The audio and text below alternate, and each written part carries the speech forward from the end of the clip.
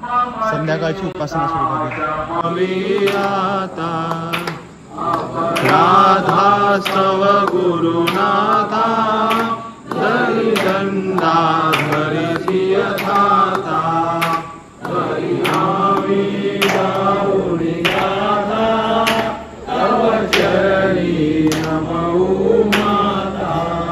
हो शांत हो श्री गुरुदत्ता मम चित्ता शमगियाता.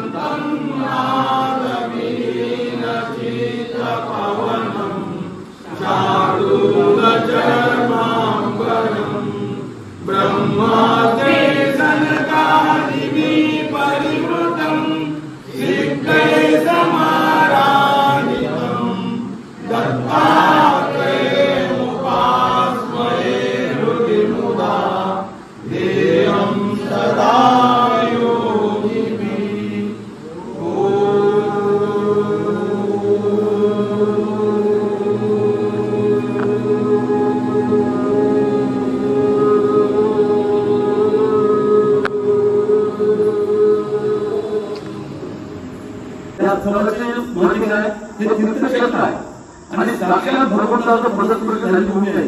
तिथं 14 वाजता गेलेली आहे. 14 म्हणजे काय? 14 म्हणजे काय? मिळणं.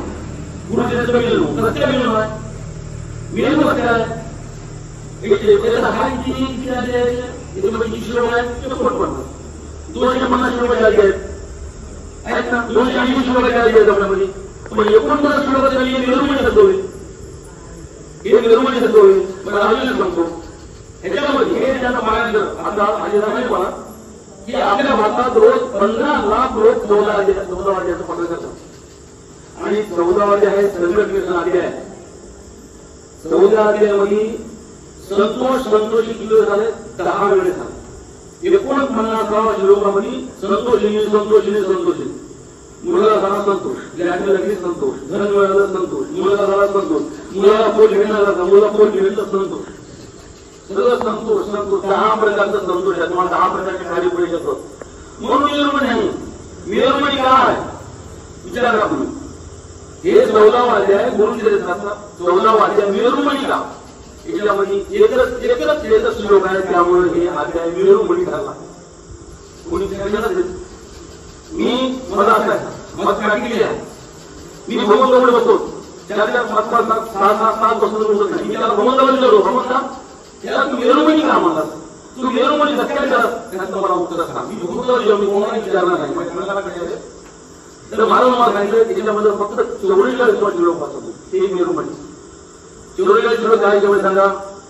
न करायचं आपला सुखे सकल आयुष्य गेली दुखे म्हणून हस्त ठेवली मस्तके भाग देखील हे त्यामुळं हे आज्ञा तुम्ही अजून विचार करा, घरी जाऊन विचार करा, त्याबद्दल श्लोकाबद्दल विचार करा, त्यामध्ये न करा चिंता आता पहिल्यापासूनच आहे. ठीक आहे, सकळ आयुष्य गेले तुमची शरीराचं पालन करल, शरीराचं सकळ आयुष्य दूर होईल. आणि तुम्ही या ठिकाणी पालन करायला ज्या ठिकाणी 14 मध्ये घडला त्या ठिकाणी तुम्ही पालन करा, किती भाग्य होणार आणि तुमचं जर आम्हाला आम्ही किती भाग्य आहोत.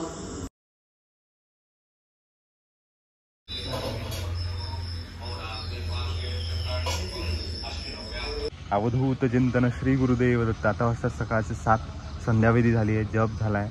आणि महत्त्वाचं म्हणजे गुरुचरित्रातील 14वा अध्यायाचं पठण, जिथे 14वा अध्याय घडला त्या मंदिरात मला वाचण्याचं भाग्य मिळालं. कमाल आहे की नाही? खूप छान वाटतं आणि प्रसन्न. जनरली सकाळी 6 वाजता मी काही उठत नाही, उठलो तरी पण बाकीच्या गोष्टी असतात. पण आज 5 वाजता उठलो, स्नान सगळं होऊन 6 वाजता मी संध्या केली. म्हणजे सूर्योदय इकडे होतो आणि इकडे संध्या करतोय मंदिरात जिथे 14वा अध्याय घडला.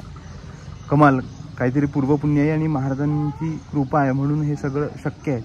आणि आज आहे दत्तयाग प्लस सगळा हा उत्सव आणि प्रसाद हेही टिपायचं आहे. मग वेदवती शिला बघायची आणि नदीकडे जाता आलं तर नदीकडे पण जायचं आहे, कारण की या 2-3 गोष्टी राहिल्यात. काल बऱ्यापैकी सगळं कव्हर केलं, आधीच्या ब्लॉगमध्ये तुम्ही बघितलं असेल तर बऱ्यापैकी सगळ्या गोष्टी कव्हर केल्या, पण ह्या 2-3 गोष्टी राहिल्यात त्यासुद्धा आपल्याला बघायच्या आहेत. सो आतापर्यंत ब्लॉग बघत असाल तर please do like, comment, share, subscribe आणि जास्तीत जास्त लोकांना शेअर करा हा व्हिडिओ. मंडळी, फोटो घेतला आहे देवीचा, वही पेन घेतला आहे आणि खडीसाखर घेतली आहे. आता विवेक भाईंच्या सोबत मी आता जाणार आहे दर्शनाला.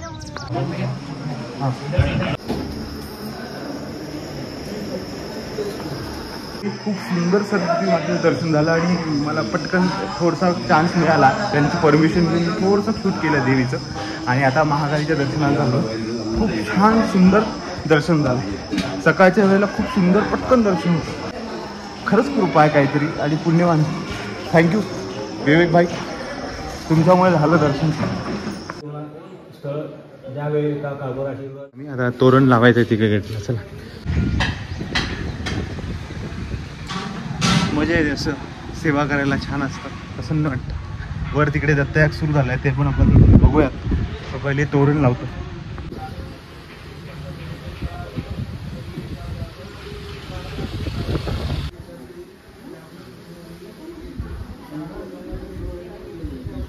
तोरण लावलंय, आता तिकडे बसतात, काही काम असलं तर बघा.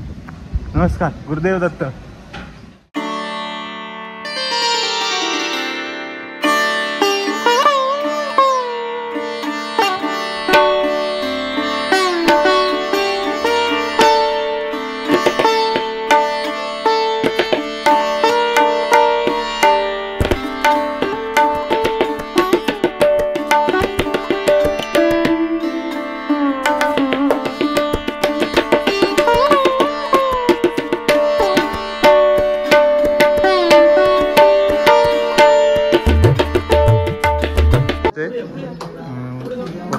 सद्गुरुदास महाराजांचे चिरंजीव अजयरावजी देशमुख आज इथं दत्तयाग करता येत आहे.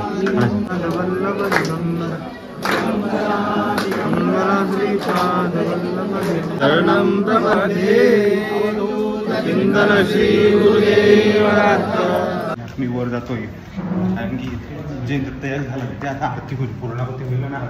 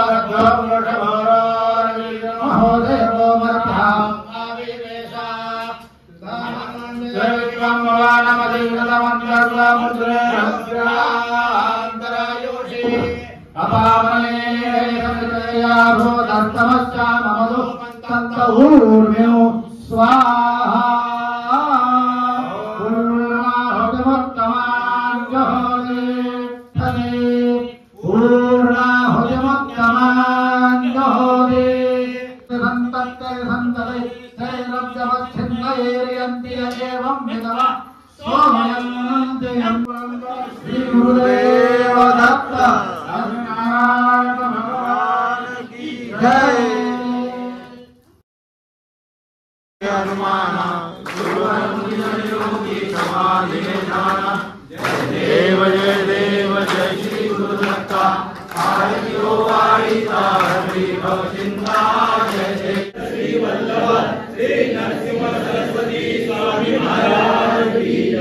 दिवस आहे की परमपूजनीय विष्णुदास महाराजांच्या प्रेरणेनं आणि परमपूज्य सद्गुरुदास स्वामी महाराजांनी या ठिकाणी जो संकल्प सोडला आणि त्या संकल्पानुसार या ठिकाणी आपण 3रं वर्ष पूर्ण केलेले आहे। ही फार मोठी आनंदाची गोष्ट आहे आणि या 3 वर्षामध्ये आम्हाला बासरवासीय आणि आजूबाजूच्या सर्व भाविक भक्तांनी त्याचबरोबर पारायणकर्त्यांनी उत्तम प्रतिसाद दिला। मला या बासर या छोट्या गावामध्ये जवळपास 3 वर्ष झाले एकही दिवस पारायणामध्ये खंड पडलेला नाही। आज तागायत 3 वर्षापासून या ठिकाणी गुरुचरित्राचं पारायण चालू आहे। आज आमचे मार्गदर्शक आणि आमच्या ट्रस्टचे प्रमुख मार्गदर्शक श्री अजयरावजी देशमुख हे या ठिकाणी उपस्थित झाले। आज आपल्या या दत्त मंदिराला 3 वर्ष पूर्ण होत आहेत आणि गेल्या 3 वर्षापासून स्वामींच्या आशीर्वादाने अखंड दत्तात्रयाचं पारायण इथे श्रीगुरूचं पारायण इथे सुरू आहे। मला वाटतं बहुतेक ही एकमेव घटना असावी की जिथे अखंड 3 वर्ष सतत पारायण हे दत्तात्रयाचं सुरू आहे आणि असंच सुरू राहील असा आशीर्वाद आज महाराजांनी माझ्याबरोबर आपल्या सगळ्यांसाठी पाठवला आहे। आज साक्षात आपल्याबरोबर त्यांनी मलाही सांगितलं की आमचे एक तर अर्जुन आहेत आणि दुसरं काय सांगितलं महाराज विष्णू पितामह आणि श्रीकृष्ण पण आहेत। श्रीकृष्णांच्या मार्गदर्शनाखाली हे सगळं कार्य आपलं सुरू आहे। महाराजांचं या स्थानावर खूप प्रेम आहे, त्यांचं आपल्या सगळ्या गुरुमंदिर परिवारावर खूप प्रेम आहे आणि महाराजांची अशीच प्रेमळ कृपादृष्टी आपल्यावर राहो। त्यांच्या आशीर्वादानं आणि त्यांच्या मार्गदर्शनाखाली आपण इथे काही आता पुढचे प्रकल्प हाती घेतो आहेत। आज एक आनंदाची गोष्ट मला इथे मुद्दामून नमूद करावीशी वाटते। मला असं कळलं की इथे साधारण 25 आपले भाविक अकोल्यावरून आले। मला ही पूर्ण कल्पना आहे, उपासक आपले भाविक अकोल्यावरून आले, 3 दिवस मुक्कामी आले, पुण्यावरूनही काही मंडळी आली। आम्हाला ही पूर्ण कल्पना आहे की सध्या आपली इथे थोडी गैरसोय होते आहे राहण्याच्या दृष्टिकोनातून आणि म्हणूनच आम्ही सगळ्यांनी म्हणजे बासर आनंदरावांच्या मार्गदर्शनाखाली मुळेकरांच्या आग्रहामुळे आणि मनीषरावांच्या आग्रहामुळे असं एक निर्णय घेतला की बाजूची जी जागा आहे आपली साधारण 10,000 स्क्वेअर फुटाचा हा प्लॉट आहे तो आपण विकत घेतलेला आहे। आज त्याची रजिस्ट्री हे सगळं आटोपलं महाराज की आम्ही तिकडे जाणार महिन्याला आपण सगळे जाऊ आणि त्याची रजिस्ट्री आपण करणार आहे आणि लवकरच सद्गुरुदास महाराजांच्या मार्गदर्शनानुसार इथे एक भव्य अशी एक निवासी व्यवस्था आणि कायमस्वरूपी अन्नदानाची व्यवस्था पुढच्या 1 वर्षात आपल्या सगळ्यांच्या साक्षीनं सहकार्यानं मदतीनं आपण ती उभी करू आणि इथे अखंड अन्नदान हा संकल्प महाराजांच्या ज्या दिवशी आपण मंदिराची स्थापना केली त्या दिवशीच घेतला होता त्या पद्धतीने इथे सुरू आहे। पण येणाऱ्या काळात जे महाराजांचं मार्गदर्शन आहे त्या पद्धतीने इथे आणखी मोठ्या प्रमाणात ही सगळी व्यवस्था उभी राहील। तेव्हा पुढच्या वर्षी आपण निश्चितपणे त्या वास्तूचं सोहळा हा संपन्न करू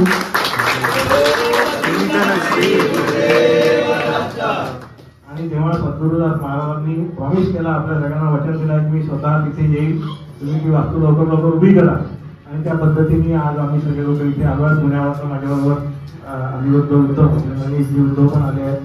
प्रसाद घेतलाय।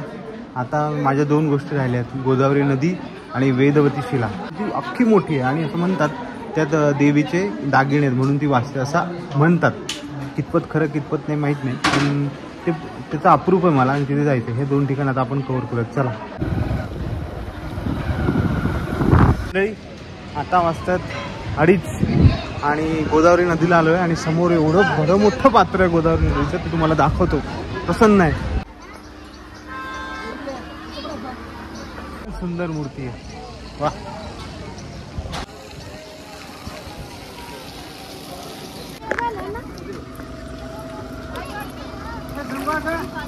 आणि तितकंसं स्वच्छ नाही आहे त्यामुळे पिऊ तर नाही शकत, पण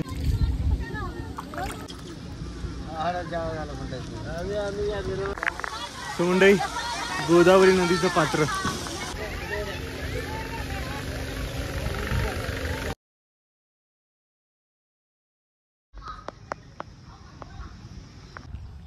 वेदवती शिला. तर इकडं बॅक साईडने चढूया, इथूनच रस्ता वाटतो मला. चोपडा आहे, चोपडा आहे. चढलो. हा आता दगड आता वाजूया. हे वाजून वाजून हो गडे. चला, ही वेदवती शिला बघितली, छान आहे. हे सगळे सेमच दगड आहेत, हे सुद्धा वाचतील. बेसिकली याच्या मागचं सायन्स असं वाटतं मला, म्हणजे दगडावर दगड ठेवलेत आणि जर दगड जमिनीला टेकला तर तो वाजणार नाही, हा सुद्धा. पण तो दगडावर दगड असल्यामुळे, आधार असल्यामुळे तो वाचतो. म्हणजे मे बी सगळेच दगड जे इथे दिसतात पूर्ण आपल्याला मागे डोंगरावर वगैरे, ते सुद्धा वाचतील. असू द्या, मस्त वाटलं बघून. आता आपण दत्तधाम मंदिरात जाऊयात, दर्शन घेऊयात, सगळ्यांचा निरोप घेऊयात आणि ब्लॉग एंड करूयात.